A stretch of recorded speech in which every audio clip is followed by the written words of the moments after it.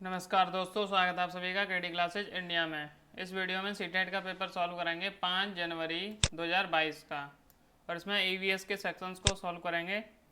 Video start कर लेते हैं। क्वेश्चन नंबर 1 से देख लेंगे। इसमें 30 क्वेश्चन है। ये क्वेश्चन नंबर 1 है, तरुण भारत संघ एक ऐसी संस्था है जो जल के संरक्षण के लिए कार्य करती है। इस संस्था के प्रधान निम्न में से एक हैं। सही विकल्प का चुनाव कीजिए। इसमें ऑप्शन दिए हैं मेघा पाटकर, सुंदरलाल बहुगुणा, राजेंद्र सिंह, पीसी जोशी। इसका राइट आंसर है ऑप्शन नंबर 3, राजेंद्र सिंह। तो राजेंद्र सिंह के बारे में समझ लेते हैं। पहले क्या है तरुण भारत संघ। भारत की एक अशासकीय संस्था है, एनजीओ है ये तरुण भारत संघ, जो लोगों को वन एवं जल के संरक्षण के मुद्दों पर जागरूक करने का काम करती है। ये क्या काम करती है? वन एवं जल के संरक्षण के मुद्दों पर जागरूकता फैलाती है ये संस्था। श्री राजेंद्र सिंह इसके संस्थापक एवं वर्तमान अध्यक्ष हैं।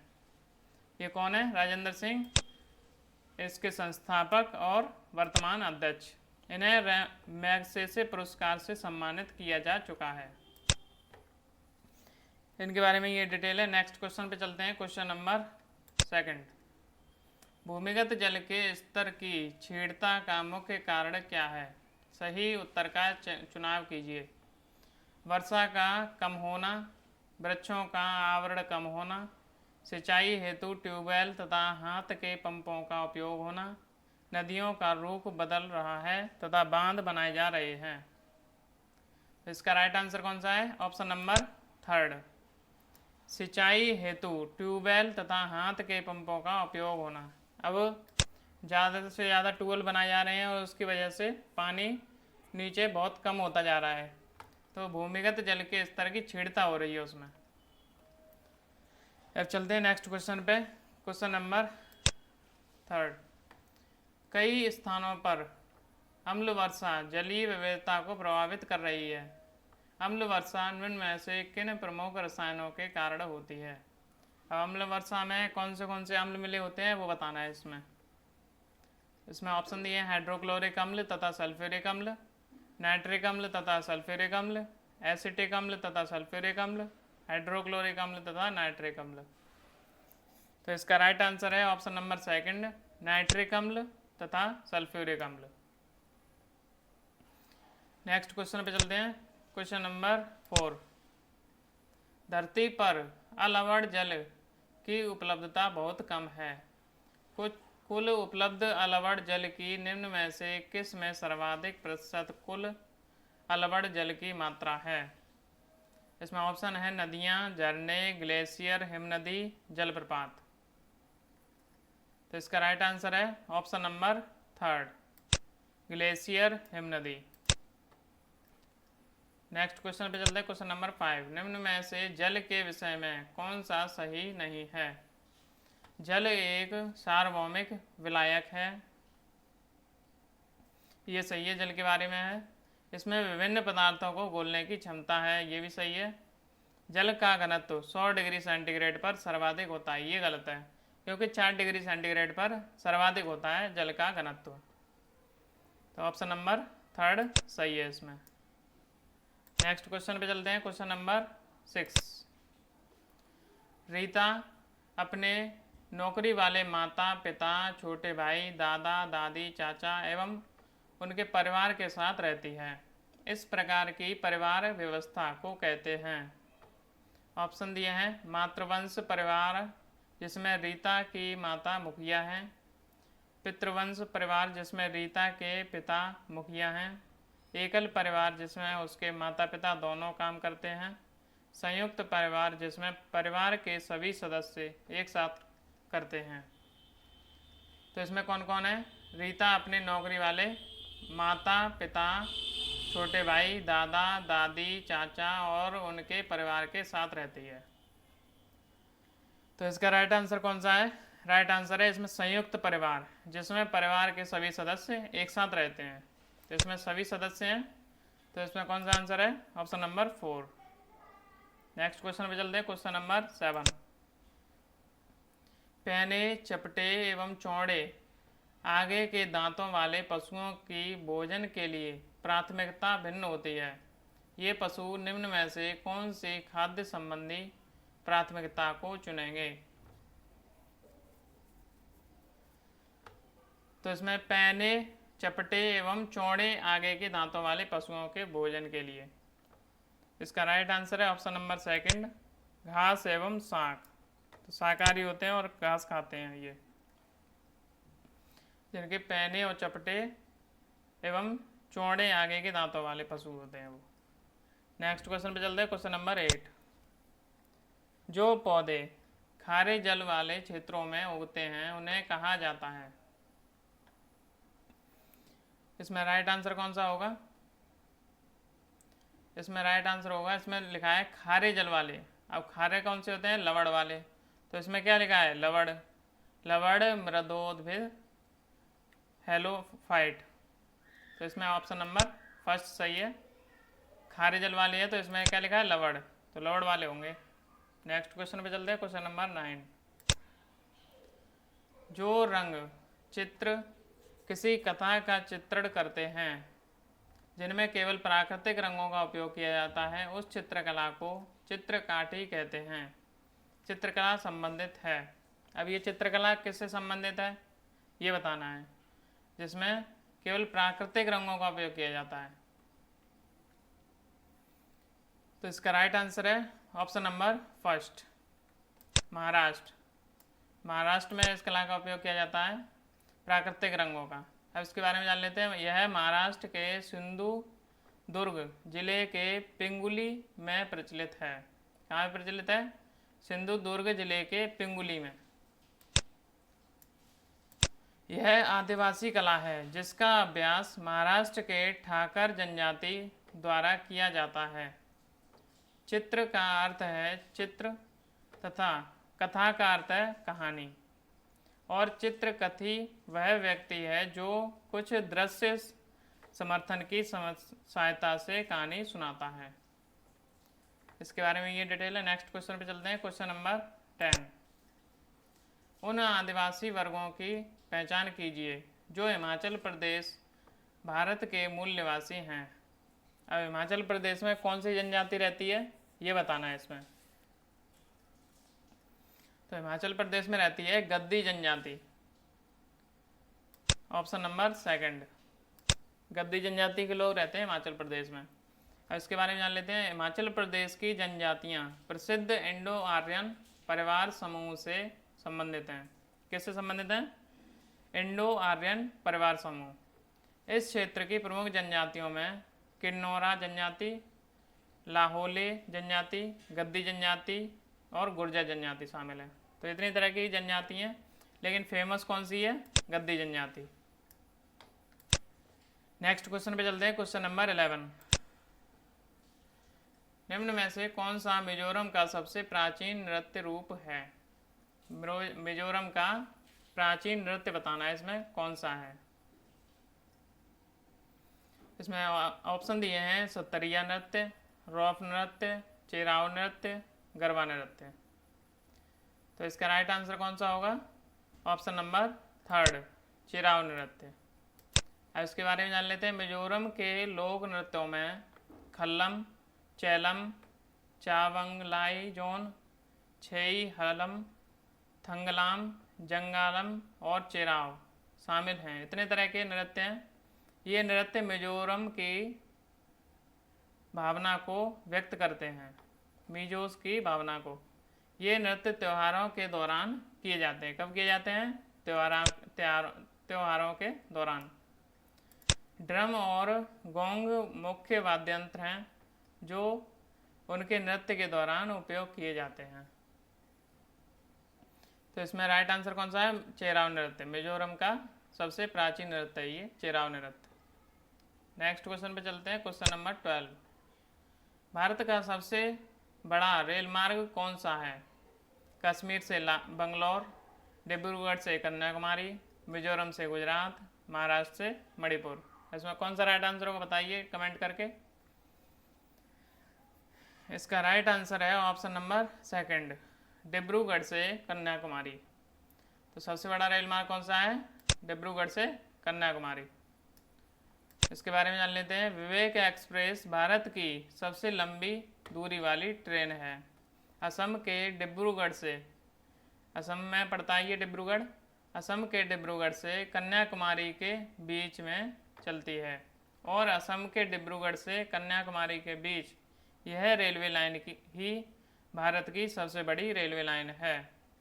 तो सबसे बड़ी रेलवे लाइन है डिब्रूगढ़ से कन्याकुमारी और इसकी लंबाई कितनी है? 4233 किलोमीटर की दूरी वाला यह रेलवे मार्ग भारत में सबसे बड़ा है।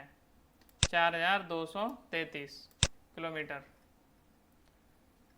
नेक्स्ट क्वेश्चन पे चलते हैं। Question number 13। कल्पना चावला एक भारतीय मूल की अमेरिकी अंतरिक्ष यात्री का निधन अंतरिक्ष यान में किस वर्ष में हुआ था? ऑप्शन दिए 2000, 1998, 2006, 2003। इसका राइट आंसर कौन सा होगा फ्रेंड्स?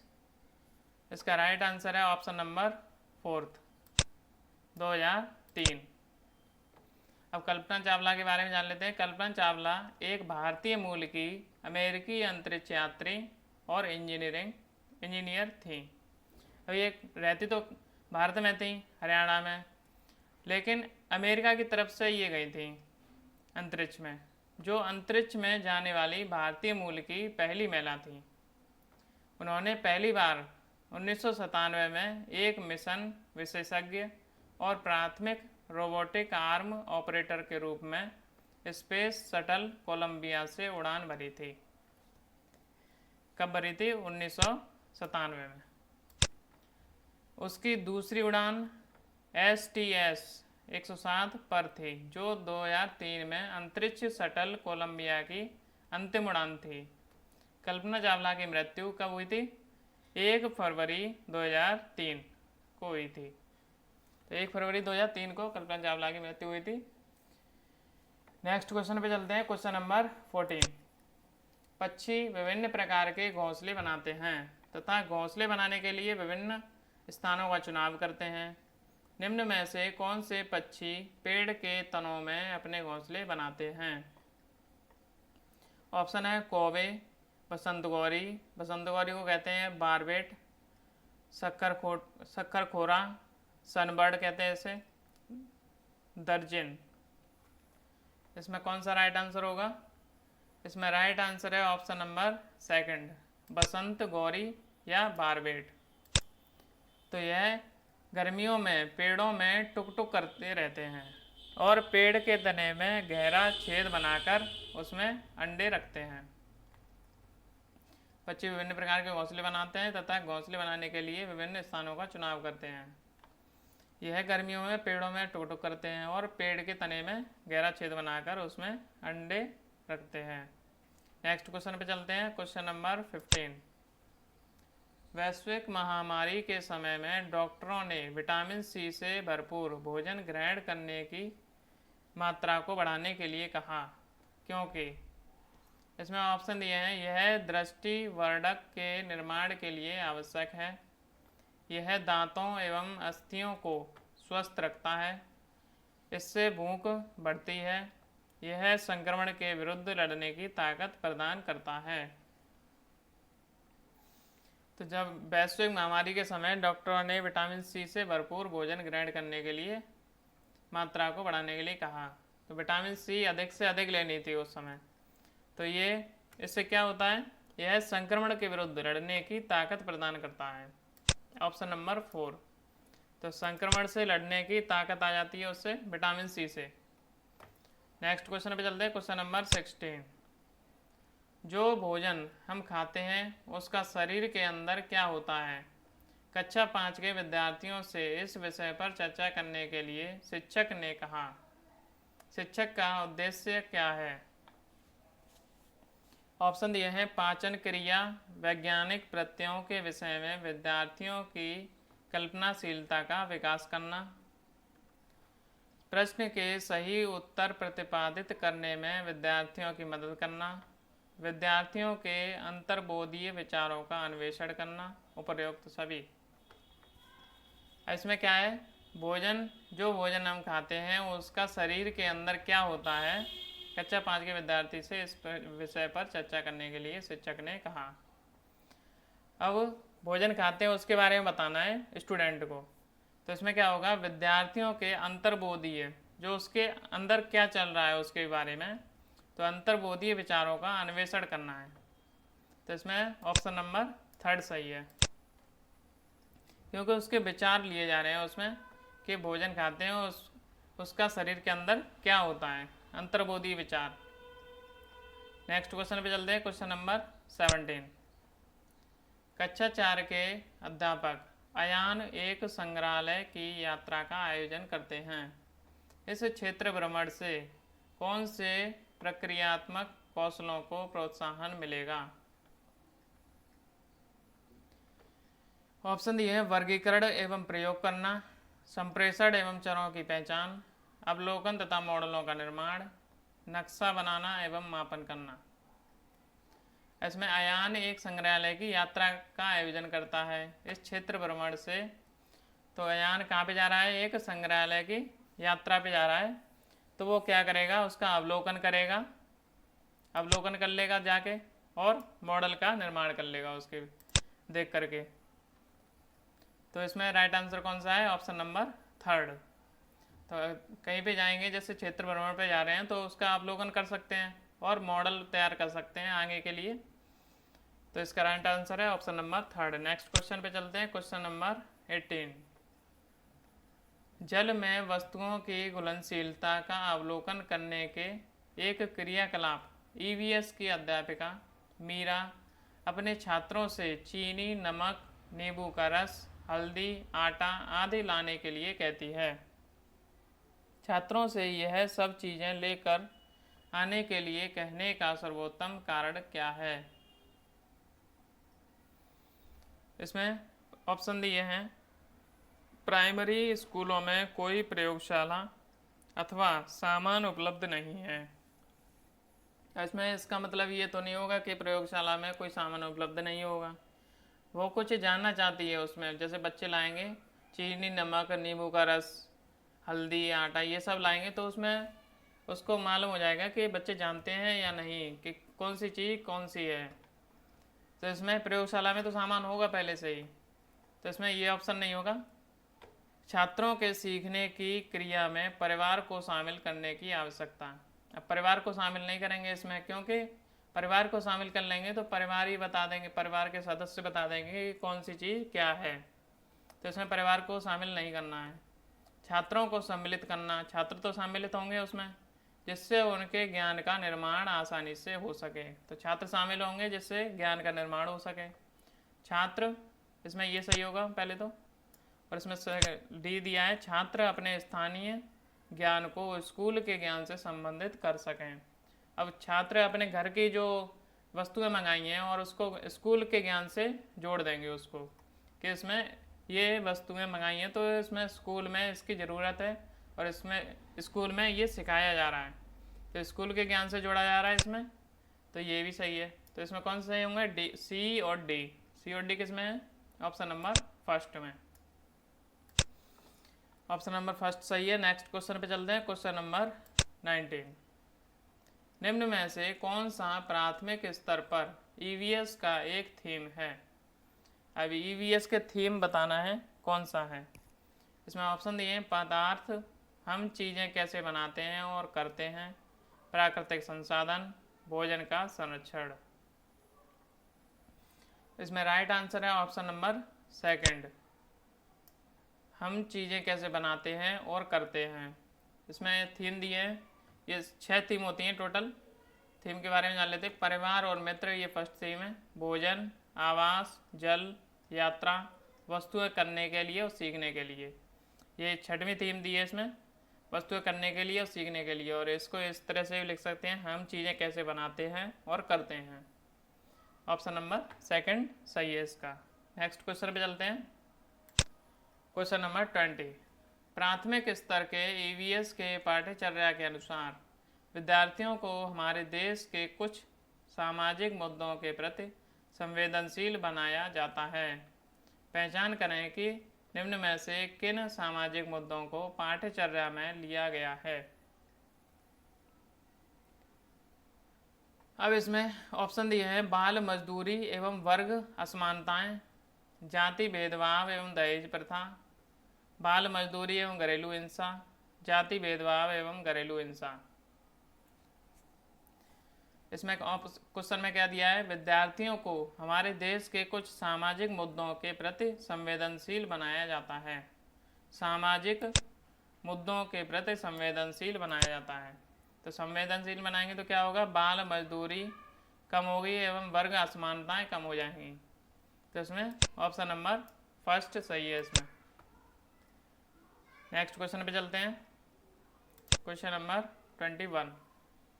निम्न में से प्राथमिक स्तर पर ईवीएस की पाठ्य पुस्तकों की सबसे उपयुक्त विशेषता क्या है?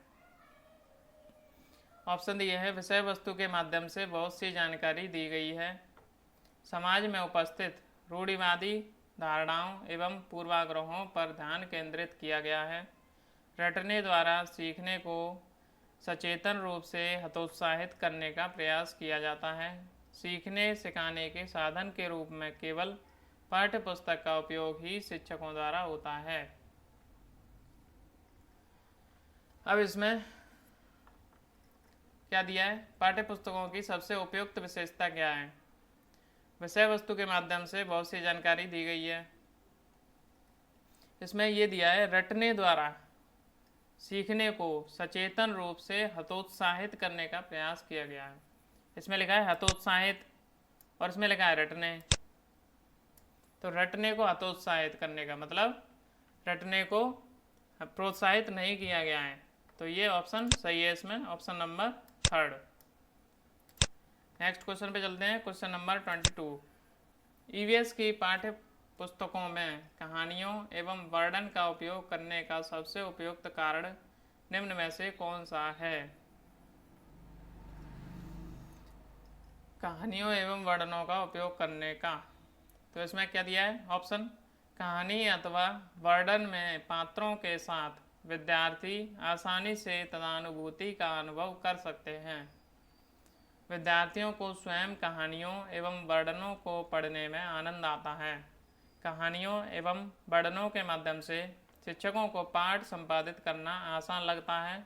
शिक्षक विषय वस्तु को आसानी से नाटक या भूमिका में रूपांतरित कर सकते हैं। ऐसा कौन सा राइट आंसर होगा? कहानियों एवं वर्णन का उपयोग करने का सबसे उपयुक्त कारण। इसमें दिया है कहानी अथवा वर्णन में पात्रों के साथ विद्यार्थी आसानी से तदानुभूति का अनुभव कर सकते हैं। तो कहानी तथा वर्णन में पात्रों के साथ विद्यार्थी आसानी से तदानुभूति का अनुभव कर सकते हैं। ये सही आंसर है, option number first. Next question पे चलते हैं। Question number 23। निम्न में से किस आवृत्ति का मूल्यांकन ईवीएस के सीखने सिखाने के लिए उपयुक्त है? इसमें ऑप्शन दिए हैं प्रतिदिन, प्रतिमाह, 6 महीने में, वर्ष के अंत में। तो आवृत्ति का मूल्यांकन ईवीएस के सीखने सिखाने के लिए उपयुक्त है। कौन सा इसमें उपयुक्त है? इसमें उपयुक्त है प्रतिदिन, क्योंकि हमें ईवीएस का मूल्यांकन या किसी सब्जेक्ट का मूल्यांकन हमें प्रतिदिन करना चाहिए, ना कि प्रतिमाह या 6 महीने या 1 वर्ष बाद। हमें प्रतिदिन करना चाहिए उसका मूल्यांकन। नेक्स्ट क्वेश्चन पे चलते हैं। Question number 24। एक ईवीएस की अध्यापिका मीरा को शांत कक्षा पसंद है। उसको क्या पसंद है? शांत कक्षा। तथा वह अपने विद्यार्थियों को कहती है कि वे बैठकर अपना अपना कार्य करें। उसके विद्यार्थी निम्न में से किस से वंचित रहेंगे?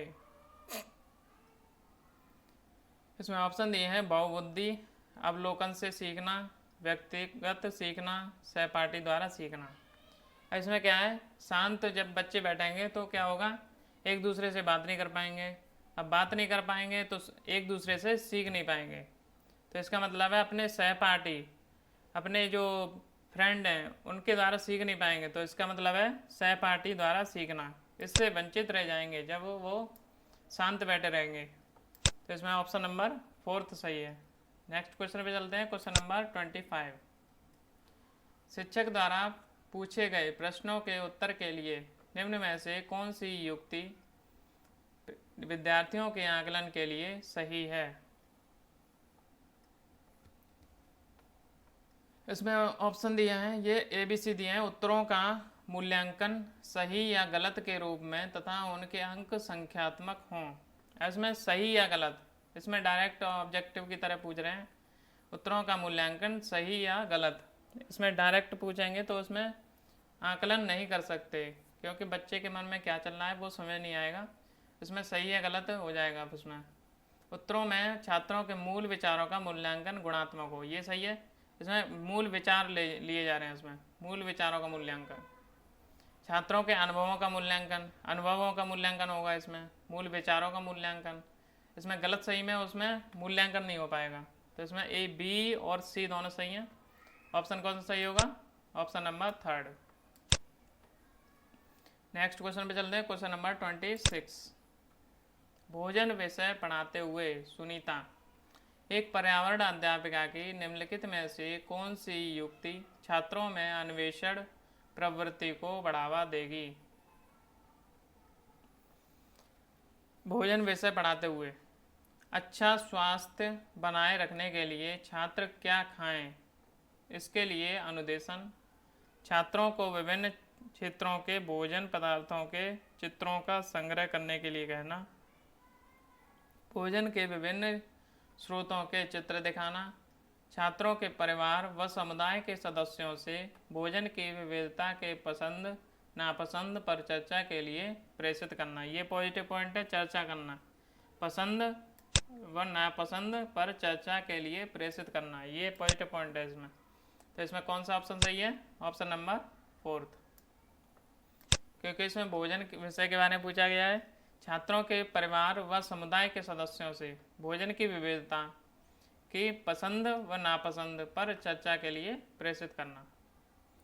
नेक्स्ट क्वेश्चन पे चलते हैं, क्वेश्चन नंबर 27। रोनाल्ड रॉस की कहानी को पर्यावरण अध्ययन की पाठ्य पुस्तकों में स्थान दिया गया है, इसे स्थान देने का उद्देश्य है। इसमें ABC दिए हैं, विद्यार्थियों को खोज के लिए प्रेरित करना, विद्यार्थियों को मलेरिया और मच्छर से संबंध जोड़ने में सहायता करना, वैज्ञानिक कैसे कार्य करते हैं को दृष्टिगत करना। तो इसमें क्या है, रोनाल्ड रॉस की कहानी में पर्यावरण अध्ययन की पाठ्यपुस्तकों में स्थान दिया गया है। तो इसमें विद्यार्थियों को खोज के लिए प्रेरित करना, तो प्रेरित करना ये पॉजिटिव पॉइंट है, ये सही है। विद्यार्थियों को मलेरिया और मच्छर से में संबंध जोड़ने में सहायता करना, ये भी सही है इनके बारे में। वैज्ञानिक कैसे कार्य करते हैं को दृष्टिगत करना, ये भी सही है रोनाल्ड रॉस के बारे में। इसमें A, B और C ये तीनों सही हैं। ऑप्शन कौन सा सही होगा? Option number 4। अब रोनाल्ड रॉस के बारे में जान लेते हैं। रोनाल्ड रॉस एक ब्रिटिश नोबेल पुरस्कार विजेता थे। उनका जन्म भारत के उत्तराखंड राज्य के कुमायूं के अल्मोड़ा जिले के एक गांव में हुआ था। उन्हें चिकित्सा तथा मलेरिया के परजीवी प्लाज्मोडियम के जीवन चक्र के अन्वेषण के लिए, किसके लिए? चिकित्सा तथा मलेरिया के परजीवी प्लाज्मोडियम के जीवन चक्र के अन्वेषण के लिए 1902 में नोबेल पुरस्कार प्रदान किया गया था। तो नोबेल पुरस्कार मिला है इन्हें, रोनाल्ड रॉस को। नेक्स्ट क्वेश्चन पे चलते हैं, क्वेश्चन नंबर 28। निम्नलिखित वाक्यों में से इकाई योजना के लिए सबसे उचित विशेषता पहचानिए। इकाई योजना के लिए यह पाठ के 10 से अधिक पाठ योजना का संकलन है। प्रत्येक पाठ के लिए सीखने सिखाने की क्रियाकलापों का ब्यौरा है। यह विषय वस्तु के बड़े भाग की गहन योजना है। आदर्श रूप में यह 10 से अधिक पाठ योजना का संकलन है। इसमें क्या है? इकाई योजना। इकाई योजना में क्या होता है? इसमें यह पाठ के 10 से अधिक पाठ योजना का संकलन है, ये गलत है। उसमें कितने भी हो सकते हैं। प्रत्येक पाठ के लिए सीखने सिखाने की क्रियाकलापों का ब्यौरा है। यह विषय वस्तु के बड़े भाग की गहन योजना है। इसमें गहन योजना के बारे में बताया गया है। इकाई योजना क्या होती है? यह विषय वस्तु के बड़े भाग की गहन योजना होती है। नेक्स्ट क्वेश्चन पे चलते हैं, क्वेश्चन नंबर 29। निम्नलिखित में से कौन सी युक्ति भाषा सीखने में कठिनाइयों वाले विद्यार्थियों को पर्यावरण अध्ययन सीखने के लिए सबसे उचित है। उन्हें स्पर्शीय स्वरूप में या बड़े बड़े अक्षर में अंकित शिक्षण सामग्री दी जाए। इसमें क्या है, भाषा सीखने में कठिनाइयों वाले विद्यार्थियों को, अब भाषा सीखने में कठिनाई हो रही है उनको, तो उनको क्या देना चाहिए पर्यावरण अध्ययन सीखने के लिए? उन्हें स्पर्शीय स्वरूप में या बड़े बड़े अक्षर में अंकित शिक्षण सामग्री दी जाए। ये ऐसा नहीं कर सकते इसमें बड़े बड़े अक्षर में। अवधारणाओं की व्याख्या बड़े बड़े चित्रों, ठोस वस्तुओं और क्रियाकलापों के साथ की जाए। ये सही है, इसमें पॉजिटिव पॉइंट है। बड़े बड़े चित्रों, ठोस वस्तुओं और क्रियाकलापों के, क्रियाकलाप है, क्रियाकलाप से बच्चा सीख जाएगा भाषा। इसमें ऑप्शन नंबर सेकंड सही लग रहा है इसमें। अब थर्ड देख लेते पहले, श्रवण सामग्री के रूप में पाठ्य विषय वस्तु देना। इसमें क्या है, भाषा सीखने में श्रवण तो तब होता है जब वो देख नहीं पाता, तब होता श्रवण वाला। विद्यार्थी को कक्षा में प्रथम पंक्ति में बैठाने का प्रबंध किया जाए।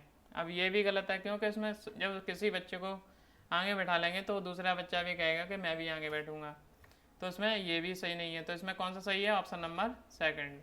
अवधारणाओं की व्याख्या बड़े बड़े चित्रों, ठोस वस्तुओं और क्रियाकलापों के साथ की जाए। नेक्स्ट क्वेश्चन है क्वेश्चन नंबर 30 और ये लास्ट क्वेश्चन है। थीम यात्रा में बछेंद्री पाल के पर्वतारोहण के अनुभवों के वर्णन को सम्मिलित किया गया है। इन्हें सम्मिलित करने के क्या कारण हो सकते हैं? इसमें पॉइंट दिए हैं। यह अध्ययन लिंग रूढ़िबद्धता के प्रति चुनौती है। इसमें लिंग रूढ़िबद्धता क्यों दिया है? इसमें जैसे बछेंद्री पाल है, एक स्त्री है, फिर भी वो पर्वतारोही हैं, और वो मेल नहीं है फिर भी पर्वतारोही हैं, तो इसमें लिंग रूढ़िबद्धता के प्रति चुनौती है। यह अध्याय पर्वतों की ऊंची चोटियों को मापने पहुंचने में आई चुनौतियों का वर्णन करता है। अब बछेंद्री पाल जैसे पर्वत पर गई होंगी तो उनको बहुत सारी चुनौतियां आई होंगी, तो उनके बारे में आइए। तो इसमें वर्णन है पूरा। यह अध्याय सामूहिक कार्य के महत्व की व्याख्या करता है। अब बछेंद्री पाल के साथ कई और लोग भी गए होंगे, तो इसमें क्या है, सामूहिक कार्य है। यह अध्याय एक अनुकरणीय आदर्श को प्रस्तुत करता है। तो इसमें ये भी पॉजिटिव पॉइंट है, इसमें चारों पॉजिटिव पॉइंट है। तो इसमें कौन सा सही होगा, option number first, A B C तथा डी।